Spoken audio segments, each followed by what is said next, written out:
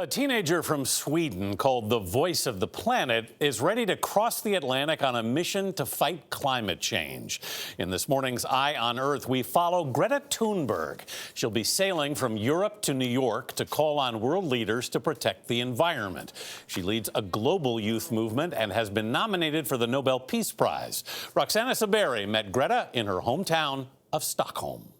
Greta Thunberg doesn't like all this attention. I am very, very introvert and shy privately. But the 16-year-old travels from stage You are not mature enough to tell it like it is. to stage We know what is at risk, and we will never stop. with a warning. We're running out of time to tackle climate change. I wanted to act as if the house was on fire, because it is. Greta says having autism gives her the focus and determination to act. Her actions started with a solitary strike outside Sweden's parliament last year. Now she's far from alone. Sisters Sarah and Katie O'Callaghan have skipped school to join her on her weekly strikes. Since we started school striking, we're vegetarian. We don't eat dairy. No. That's because of Greta? Yeah.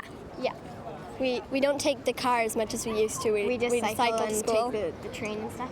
Yeah. So she's really changed your lives. Yeah, she's changed them for the better. Yeah.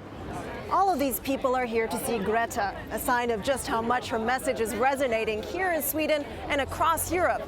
Now she's taking her message to the other side of the Atlantic.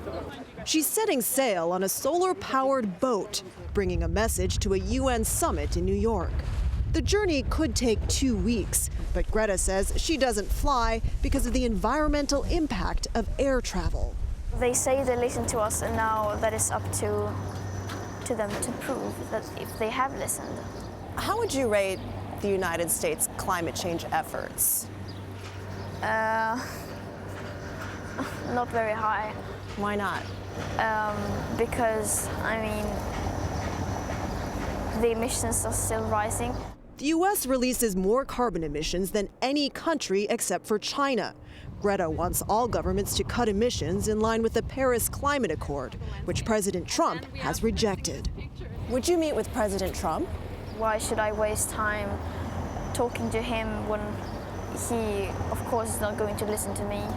But judging by her millions of followers on social media, the climate strikes she's inspired in the U.S. and across the world, and the number of politicians who want to hear her speak, many people are listening.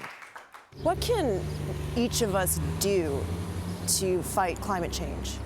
To get aware and to try to understand what is going on, what is happening, and also, of course, to put pressure on people in power. Critics dismiss Greta as alarmist, too young, and too inexperienced. But she says this climate crusade must go on if her generation is to have a future. For CBS This Morning, Roxana Saberi, Stockholm, Sweden. For an introverted young lady, she's speaking with a very loud voice. She's so wise beyond her years and so poised. I heard her speak in Stockholm this past summer, and the room was mesmerized by this little girl. Because you stand and you go, oh, okay, she's going to be a little kid speaking. But the words that came out of her mouth gave everybody something to think about. And you see that there, too. Yeah, and heading here, this is the country to come to. We are a major contributor to global warming and a major denier of the science that the rest of the world has signed on. She makes you think.